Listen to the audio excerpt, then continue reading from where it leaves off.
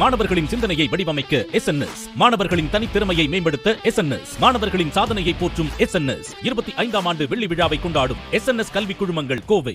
Visit India's first walk-through tunnel aquarium, VGP Marine Kingdom today. முன்னாடிலாம் கல்யாணம் ஆகி ஒரு வருஷம் 2 வருஷம் குழந்தை இல்லைன்னா தான் வருவாங்க. இப்போ வந்து நிறைய பெண்கள் கல்யாணத்துக்கு முன்னாடியே வராங்க. எனக்கு நீர்க்கட்டி ப்ராப்ளம்னு எனக்கு ஸ்கூல் காலேஜ் படிக்கிற காலத்துலேருந்தே இருக்கு. நான் எதான பண்ணிக்க முடியுமா, என்னால் மாற்ற முடியுமா அப்படின்னு கேட்கறது ஒரு விதத்தில் ரொம்ப நல்லது. பாலிசிஸ்டிக் ஓவரிஸ் இருக்கிறவங்களுக்கு வெயிட் ஃப்ளக்சுவேஷன் இருக்கக்கூடாது. ஏன்னா பிரெக்னன்சி வந்த உடனே கரு நின்னதுக்கு அப்புறம் சக்கரை வியாதி வர வாய்ப்புகள் உண்டு, தைராய்டு எஃபெக்ட் ஆக வாய்ப்புகள் உண்டு. ஸோ இது மூணுக்குமே உங்களோட ஐடியல் வெயிட்ல இருக்கிறது ரொம்ப முக்கியம்.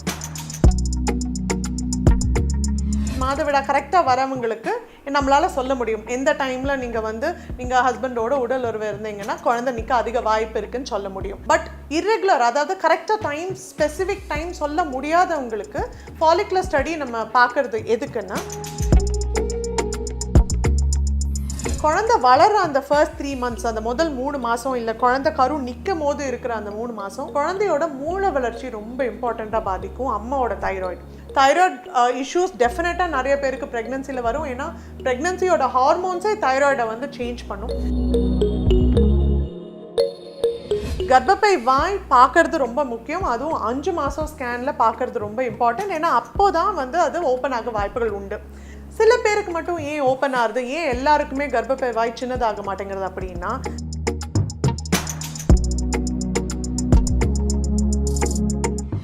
அவள் கிட்ஸ் நேயர்களுக்கு வணக்கம். என் பேர் டாக்டர் தீப்தி ஜம்மி. நான் மகப்பேறு மருத்துவர் அண்ட் சிசுவின் வளர்ச்சியை உன்னிப்பாக பார்க்குற ஒரு doctor, foetal medicine consultant and gynaecologist. நிறைய பேருக்கு டவுட் என்னென்னா, PCOS, PCOD, தைராய்டு இல்லை சுகர் லெவல் ஜாஸ்தியாக இருக்குது அப்படின்னா ப்ரெக்னென்சியில் ஏதாவது ப்ராப்ளம் வருமா? நிறைய பேருக்கு நான் கன்சீவ் ஆக முடியாது, அந்த மாதிரிலாம் நிறைய கொஷின்ஸ் இருக்கும். இதில் ஃபாலிகுலர் ஸ்டடி யாருக்கு ரெக்கமெண்ட் பண்ணுவீங்க, யார் பண்ணிக்கணும், இது எவ்வளோ இம்பார்ட்டன்ட்? ஆக்சுவலாக ஃபாலிகுலர் ஸ்டடி பேசுகிறதுக்கு முன்னாடி நீங்கள் கேட்ட polycystic ovaries and thyroid and sugar ரொம்ப ரொம்ப இம்பார்ட்டண்ட். ஏன்னா நீர்க்கட்டி இருக்குது. எல்லாருமே நிறைய பேர் மகப்பேறு மருத்துவர்கிட்ட வரும்போது, டாக்டர் எனக்கு நீர்க்கட்டி இருக்குன்னு சொல்லிட்டாங்க, எனக்கு இப்போ கல்யாணம் ஆக போகுது. நிறைய பேர் இப்போல்லாம் முன்னாடிலாம் கல்யாணம் ஆகி ஒரு வருஷம் 2 வருஷம் குழந்தை இல்லைன்னா தான் வருவாங்க. இப்போ நிறைய பெண்கள் கல்யாணத்துக்கு முன்னாடியே வராங்க. டாக்டர் எனக்கு கல்யாணம் ஃபிக்ஸ் ஆகிடுச்சு, எனக்கு இன்னும் 2-3 மாதத்தில் கல்யாணம், எனக்கு நீர்க்கட்டி ப்ராப்ளம்னு எனக்கு ஸ்கூல் காலேஜ் படிக்கிற காலத்துலேருந்தே இருக்குது, நான் எதான பண்ணிக்க முடியுமா, என்னால் மாற்ற முடியுமா அப்படின்னு கேட்குறது ஒரு விதத்தில் ரொம்ப நல்லது. இவ்வளோ நம்மளுக்கு அவேர்னஸ் நம்மளுக்கு தெரிஞ்சுக்கிறதுன்றது ரொம்ப இம்பார்ட்டண்ட். ஏன்னா எவ்வளோ தூரம் நம்ம ப்ரெக்னன்சி ஆகிறதுக்கு பெண் முக்கியமோ அதே அளவுக்கு ஆணோட ஹெல்த்தும் ரொம்ப முக்கியம்.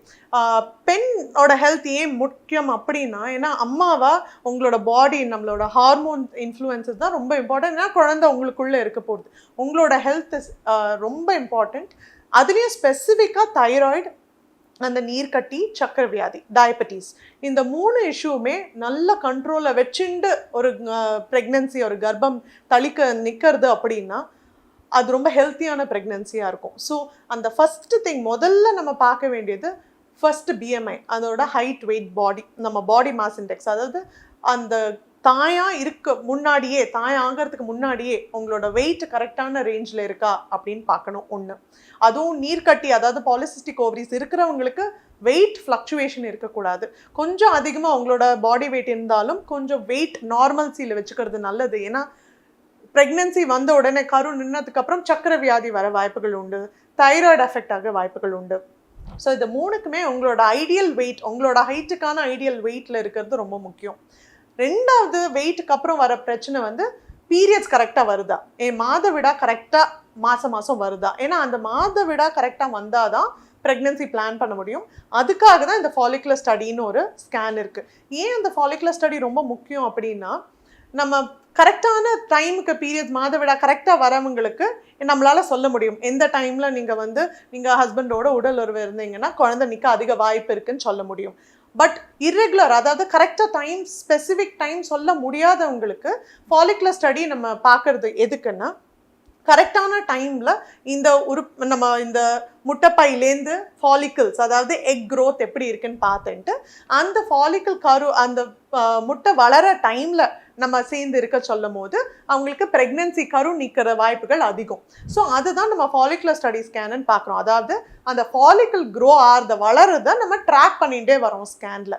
இது வந்து ஒரு டைம் மட்டும் நம்ம பார்க்க முடியாது. கண்டிப்பாக அந்த பேஷண்ட்டை வந்து 2 நாளைக்கு ஒரு முறையோ இல்லை 3 நாளைக்கு ஒரு முறையோ அவங்களோட முட்டை வளர சைஸ் வச்சு பார்த்து நம்ம ஃப்ரீக்வெண்ட்டாக ஸ்கேனுக்கு வர சொல்வோம். கரெக்டான அந்த சைஸ் வரும்போது நம்ம என்ன மாதிரி ட்ரீட்மெண்ட் பண்ணுறதுன்னு பார்த்துட்டு அவங்கள சேர்ந்து இருக்க சொல்லும் போது ப்ரெக்னன்சி கரு நிற்கிற வாய்ப்புகள் ரொம்ப அதிகம். ஸோ அதனால் ஃபாலிகுலர் ஸ்டடி ரொம்ப இம்பார்ட்டண்ட். கருமுட்டை வளர்ச்சி ஸ்கேனுன்னு சொல்லுவோம். அது நம்ம பண்ணோன்னா நிறைய பேர் அந்த பாலிசிஸ்டிக் ஓவரிஸ் நீர்க்கட்டி இருக்கிறவங்களுக்கு ரொம்ப ஹெல்ப்ஃபுல்லாக இருக்கும் ப்ரெக்னன்சி பிளான் பண்ணுறதுக்கு. ஒரு பொண்ணு வந்து கன்சீவ் ஆனதும் அவங்களோட ஹார்மோன்ஸ் எல்லாம் அப்சைட் டவுன் ஆகிட்டுருக்கு. ஸோ அவங்களுக்கு வந்து தைராய்டுங்கிறது ஒரு மேஜர் இஷ்யூவாக இருக்குது. நிறைய பேர் ஹைப்போ தைராய்டு டெவலப் ஆகிறாங்க, சில பேர் ஹைப்பர் தைராய்டிசம் டெவலப் ஆகிறாங்க. ஏன் இப்படி ஆகுது, என்ன நடக்குது பாடியில்? ஏன்னா ப்ரெக்னென்ட் ஆகும் போதே கர்ப்பம் ஆகும் போதே நம்மளுக்கு நான் பேஷண்ட்ஸ் கிட்டலாம் தான் சொல்வேன், உங்கள் ப்ரெக்னென்சின்றது வெறும் கர்ப்ப பையில் மட்டும் இருக்கிறது இல்லை, உங்களோட தலையிலேருந்து கால் வரைக்கும் எல்லா உறுப்புகளையும் அஃபெக்ட் ஆகுதுன்றது ஒன்று வந்து ப்ரெக்னென்சி தான். ஏன்னா ப்ரெக்னென்சினால நிறைய ஹார்மோன், அதாவது ஹார்மோன் சுரக்கிறதுல நிறைய வேரியேஷன்ஸ் இருக்கும். தைராய்டு வந்து ரொம்ப இம்பார்ட்டண்ட் ஹார்மோன். ஏன்னா ப்ரெக்னென்சி ஆரம்பித்த காலத்துலேருந்தே அந்த தைராய்டு ஹார்மோனோட லெவல்ஸே மாறும். ப்ரெக்னென்சியில் தைராய்டோட ஹார்மோன் லெவல்ஸ் ஜாஸ்தி ஆகும். ஸோ அது ஃபஸ்ட்டு 3 மாதத்துலேருந்தே நம்ம அந்த தைராய்டு லெவல் செக் பண்ணுறோம். ஏன்னா ஸ்பெசிஃபிக்காகவே ப்ரெக்னென்சியில் அந்த தைராய்டு சேஞ்சஸ் நடக்கும் போது அதுக்கு நம்மளுக்கு சப்ளிமெண்டேஷன் கொடுக்க வேண்டியிருக்கு. ஏன்னா அந்த டிஎஸ்ஹெச்ன்ற ஹார்மோன் மூளையிலேருந்து தைராய்டு கிளாண்டுக்கு இன்ஃபர்மேஷன் பாஸ் பண்ணி தைராய்டு ஹார்மோன் உங்கள் கிளாண்டு ப்ரொடியூஸ் பண்ணணும், சுரக்கணும். அந்த சுரக்கிறது கம்மியாக இருக்கும் போது நம்ம வெளியிலேருந்து அந்த தைராய்டு ஹார்மோனை சப்ளிமெண்ட் பண்ண வேண்டியிருக்கு. இல்லை அது சுரக்கிறது ஜாஸ்தியாக இருக்கும்போது அதை கம்மி பண்ணுறதுக்கும் நம்ம மெடிசன்ஸ் கொடுக்க வேண்டியிருக்கு. அதனால தான் ஹைப்போ தைராய்டு ஹைப்பர் தைராய்டுன்னு 2 விஷயம் இருக்குது. ஏன் அது ரொம்ப இம்பார்ட்டன்ட்னா, ஏன்னா அந்த குழந்தை வளர்ற அந்த ஃபர்ஸ்ட் 3 மந்த்ஸ், அந்த முதல் 3 மாதம் இல்லை குழந்தை கரு நிற்கும் போது இருக்கிற அந்த 3 மாதம் குழந்தையோட மூளை வளர்ச்சி ரொம்ப இம்பார்ட்டண்ட்டாக பாதிக்கும் அம்மாவோட தைராய்டு. ஸோ ஹைப்போ தைராய்டு தான் ரொம்ப காமனாக பார்க்குறோம் ஹைப்பர் தைராய்டை விட. அதாவது நிறையா சுருக்கிறத விட கம்மியாக சுருக்கிறது தான் நம்ம அதிகம் பார்க்குறோம். அது வந்து இமீடியட்டாக உங்கள் டாக்டர்கிட்ட நம்ம அதை பார்க்கணும். தைராய்டு அந்த முதல் 3 மாதம் இல்லை 4 மாதத்துக்குள்ளே அந்த தைராய்டை செக் பண்ணி அதை கண்ட்ரோலில் வச்சுக்கிறதுன்றது ரொம்ப முக்கியம்.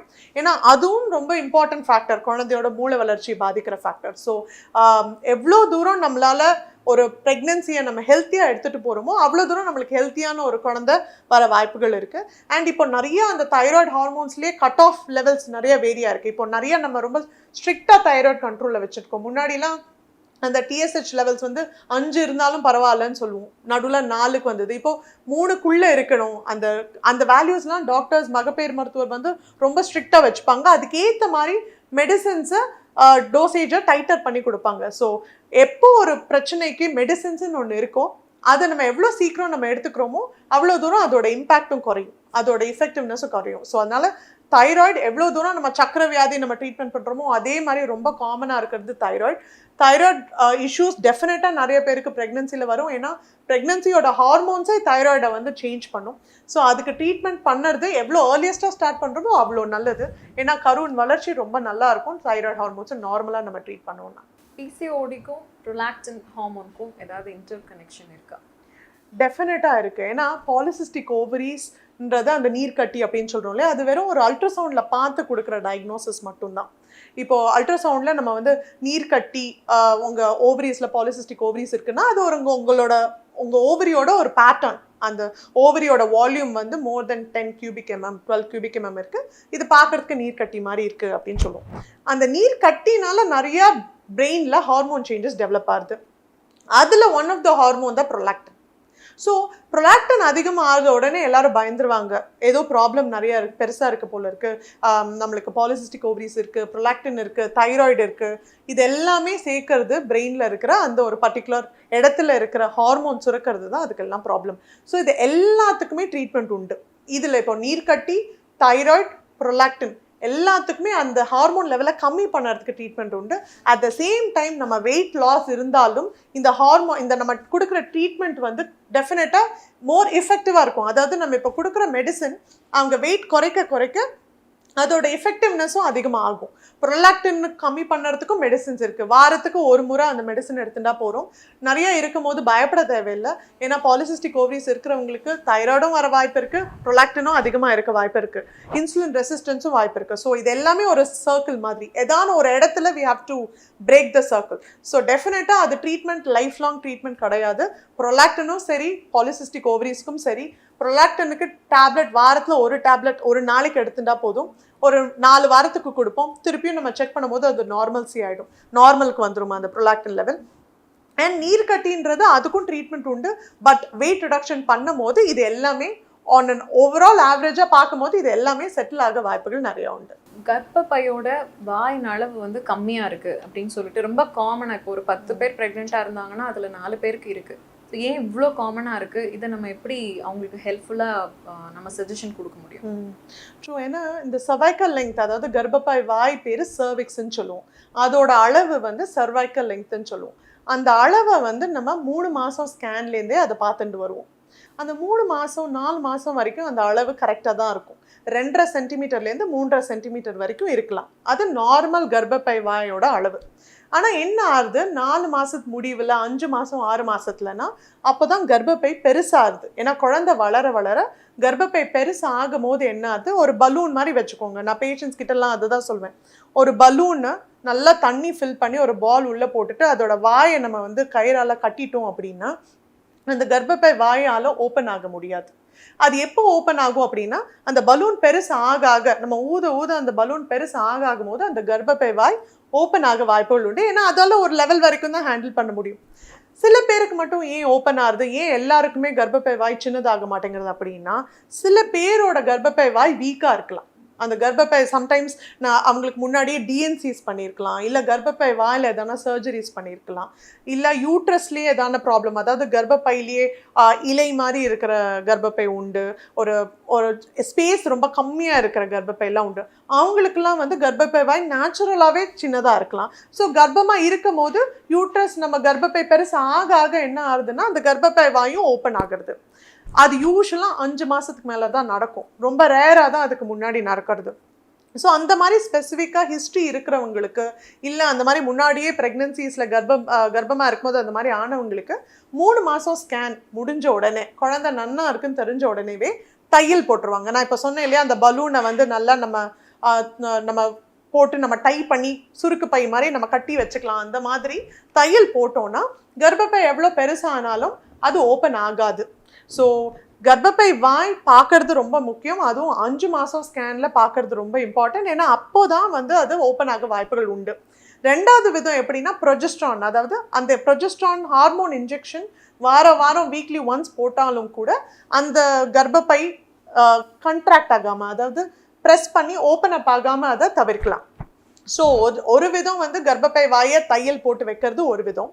2வது விதம் அந்த ப்ரொஜெஸ்ட்ரான் இன்ஜெக்ஷன்ஸ் போட்டு கூட கொரோ மாதம் டெலிவரியை நம்ம கம்மி பண்ணலாம். ஸோ ட்ரீட்மெண்ட் உண்டு. ஸோ அந்த மாதிரி ஆனவங்க பயப்பட வேண்டாம். ஏன்னா நிறைய பேருக்கு அந்த மாதிரி ஆகி அடுத்தடுத்த ப்ரெக்னென்சியில் தையல் போட்டு நல்லபடியாக குழந்தை பிறந்தவங்க நிறைய பேர் இருக்காங்க.